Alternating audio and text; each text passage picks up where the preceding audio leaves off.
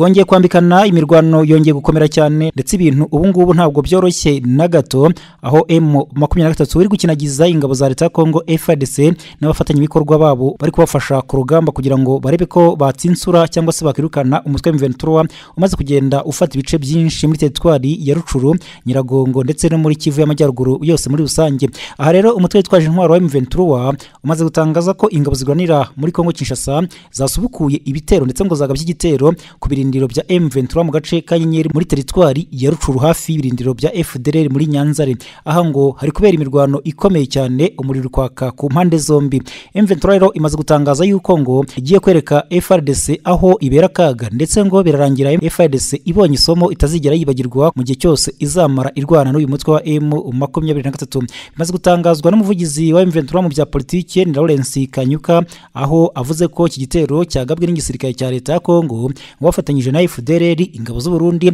iz'umuryango wa Sadc, no kuvuga ingabo za Afrika y'Epfo SANDF muri iyi minsi ziri gufasha Fardc mu guhangana na M23, nubwo izi ngabo ziri kugenda zihura n'ibibazo bikomeye cyane kuko abasirikare bazo bari kugenda bapfa umusubirizo. Hanyuma rero bari gufatanya na Wazalendo ndetse bagafatanya n'ingabo za Tanzania, bose bari muri iki gitero cyagabwe ku nyeshyamba za M23. Nyuma yo kubagabaho rero iki gitero, uyu muvugizi atangaje ko ngabapfuye muri iki gitero M23 imaze kurasa babarirwa muri 11 ku ruhande rwa Fardc, kandi ko bitaza no kurangirira aho gusa kuko biri burangire n'ubundi M23 ngibirukanye bakava muri ibice byose babarizwamo, byanaba ngombwa ikagiraho ifata bugwate kugira ngo iberekane ku mugaragaro. Kanyuka aragira ati ingabo zihuriyeho za Kinshasa kuva saa 12 za mu gitondo zagabye ibitero ku basivile no ku birindiro byacu muri Nyenyeri. M23 rero iri kurinda abaturage muri uyu mwanya, buri ku gitero cy'imbunda nini cyerekeje ku basivile ingabo zacu ziragiceshekesha. Imirwano rero yaherukaga kubera n'ubundi hafi angaha mu gace ka Shasha muri teritwari ya Masisi kuva ku munsi w'ejo. Ingabo za leta ya Kongo Fardc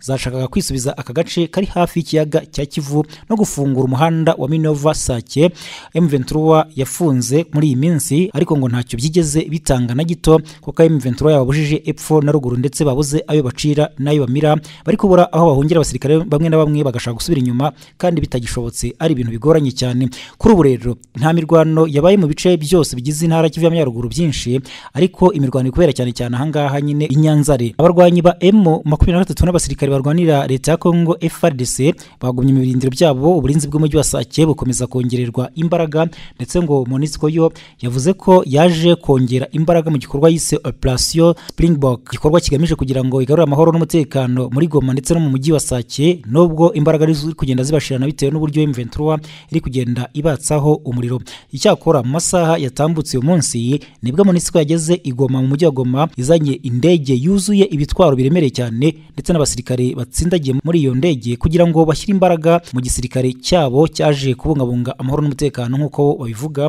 ndetse no guhashya umutwe wa M23 n'imitwe yitwaje intwaro irwana mu mashyamba y'Iburasirazuba bwa Kongo Kinshasa. Nabwo MONUSCO rero iri gutangaza ibingibi, M23 nayo iratangaza ko itazigera itakaza santimetero n'imwe aho irwanira hose, yewe ahubwo ko nibiba ngombwa izafata n'utundi duce twose yari yarasubije umuryango wa Afurika y'Iburasirazuba EACRF mu minsi yashize. Mu minsi ishize rero yasubije agace ka Kibumba, isubiza agace ka Rumangabo ndetse n'agace ka Rugari rugarahangaha, yambuye inyeshyamba za FDLR nazo zirwanira mu mashyamba ya Kongo izikubisa inshuro ndetse bituma benshi bakinagira bajya gushakisha ahandi baba mu misozi ya Nyiragongo. Aha rero mu gihe imirwano ikomeje iri gukataza ndetse ifata indi ntera, M23 irasobanura ko izakomeza kurinda abasivile bayo, ari nako isaba ko haba ibiganiro by'amahoro bigamije gukemura aya makimbirane. Ariko leta ya Kongo yo igakomeza kugenda itsimbarara ivuga ko idashobora gushyikirana n'uyu mutwe yita uwiterabwoba, ahubwo yo intego yayo yuko ari uko izageraho ikawutsinsura cyangwa se ikabirukana mu bice byose yafashe. Ibi rero ngo ikaba ibikesha amavugurura ari kugenda akorwa mu gisirikare. Mu minsi ishize yinjije abasirikare bashya b'abasore bato bato bagera ku 3,000 mu gisirikare Felix Antoine Tshisekedi. Nanone kandi agenda hindura abasirikare ku nzego zo hejuru mu ntara Kivu y'Amajyaruguru, mu mujyi wa Kinshasa hose yenda ashyiraho abasirikare bashya kugeza no ku muyobozi mukuru w'igisirikare, umugaba mukuru w'igisirikare mu rwego rw'igihugu, nawe muzi ko yagiye ahindurwa kugira ngo nibura hajyemo amaraso mashya barebe ko uyu mutwe wa M23 byashoboka ko nibura wava mu bice bitandukanye wagiye ufata uhereye ku mujyi wa Bunagana. Ibi rero bigatuma ahubwo M23 irushaho kumera nkaho yari yamavubi, kuko ahubwo mu bice byose yafashe igenda yongeramo n'utundi duce dutandukanye cyane cyane muri teritwari ya Rucuru. Mu nshingano ze rero nk'umuhuza wagenwe n'umuryango w'ubumwe bwa Afurika Joao Lorenzo Santo perezida wa Repubulika ya Angola. Biravuga ko ubu ngubu hateguwe inama y'igitaraganya, inama iteguye aka kanya kugira ngo ibere mu mujyi wa Goma, hibwe ku mutekano ukomeje kugenda uba umuke cyane uzamba, ndetse bigizwemo uruhare n'iyi mirwano ikomeje guhanganisha impande zombi. Aha rero abagize Afurika yunze ubumwe baravuga yuko nibadafatira hafi noneho ibintu biza gukomera cyane, abaturage bagapfa ari benshi cyane mu buryo butigeze bubaho. Biraterwa n'iki? Biraterwa nuko impande zombi ngo zifite imbaraga nyinshi, haba ku ruhande rwa Fardc nayo muzi ko iri kugenda ibona amaboko menshi, ndetse noneho ikaba iri kurwanisha n'indege za gisirikare zishobora kwica abaturage cyane ko yo ishinjwa n'umutwe wa M23 kuba ngirasa cyane mu baturage, igahotora abaturage aho kugira ngo irase ku mutwe wa M23 baba bahanganye. Nanone kandi umutwe wa M23 nawo ufite imbaraga zidasanzwe, amakompora, amabombe uri kugenda urekura mu misozi witegeye Nyiragongo. Birasa naho abaturage bashobora kugenda bahapfira ari benshi cyane, kandi nanone bigatuma abasirikare ba Fardc basiga ubuzima ku bwinshi. Biro byatumye umuryango wa Afurika yunze ubumwe AU uvuga yuko ugiye gukora inama igitaraganya ntoya idasanzwe ku kibazo cy'umutekano cyiganje mu Burasirazuba bwa Repubulika Demokarasi ya Kongo. Iyi nama no kandi ngo yemejwe na Tina Salama na umuvugizi wa Felix Antoine Tshisekedi, ikaba iri gukorwa mu gihe cy'inama ya 37 isanzwe y'inama y'abakuru b'ibihugu na za guverinoma y'umuryango w'ubumwe bwa Afurika iteganyijwe ku itariki 17 na 18 Gashyantare 2024 ya Addis Ababa muri Ethiopia. Ahangaha i Addis Ababa muri Ethiopia ni naho hasinyiwe amasezerano 2013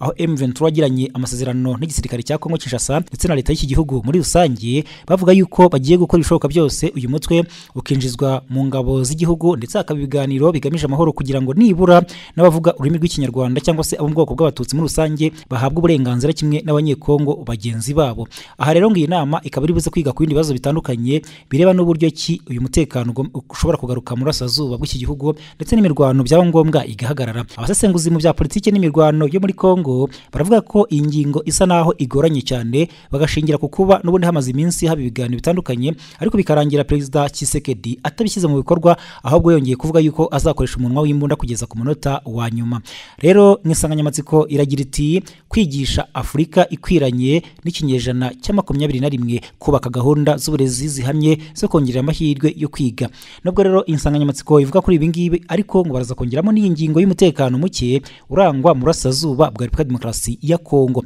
kugira ngo hagire igikorwa ku mirwano ikomeje kubera ahangaha, ndetse aho ivumbi riri gutumuka cyane mu mujyi wa Sadc. Bivuga ko uyu mujyi wanamaze gufatwa na M23 ibice byayo nka 98%. Iyi nama rero ngiraza kwibanda ku gutangiza inzira y'amahoro mu Burasirazuba bwa Kongo nyuma yo koherezwa mu butumwa bw'umuryango w'iterambere ry'umuryango wa Afurika y'Epfo SADC bwemejwe muri Kanama 2023 i Rwanda muri Angola. Ahangaha ngo bizagaragaramo abakuru b'ibihugu 9 baturutse mu bihugu 10 ari byo Angola, Afurika y'Epfo, Uburundi, Guinea Equatoriale, Malawi, Kenya, Repubulika Demokarasi ya Kongo, u Rwanda, Sudani y'Amajyepfo na Tanzania. Bazifatanya kandi nk'abashyitsi Uganda n'abahagarariye Komisiyo y'Ubumwe bwa Afurika, nk'uko bitangazwa n'ibiro ntaramakuru byo muri Angola, nibyo bimaze kubishyira ahagaragara. Hashyizweho ingamba nyinshi z'ububanyi n'amahanga ku rwego rw'akarere kugira ngo nibura gerageze gukemura amakimbirane akomeje kuba hagati ya Kinshasa na Kigali, cyangwa se leta y'u Rwanda na Kongo Kinshasa akomeje kugenda abagaterera nzamba, aho Kongo Kinshasa ifata u Rwanda nk'urutera inkunga nyamukuru inyeshyamba za M23.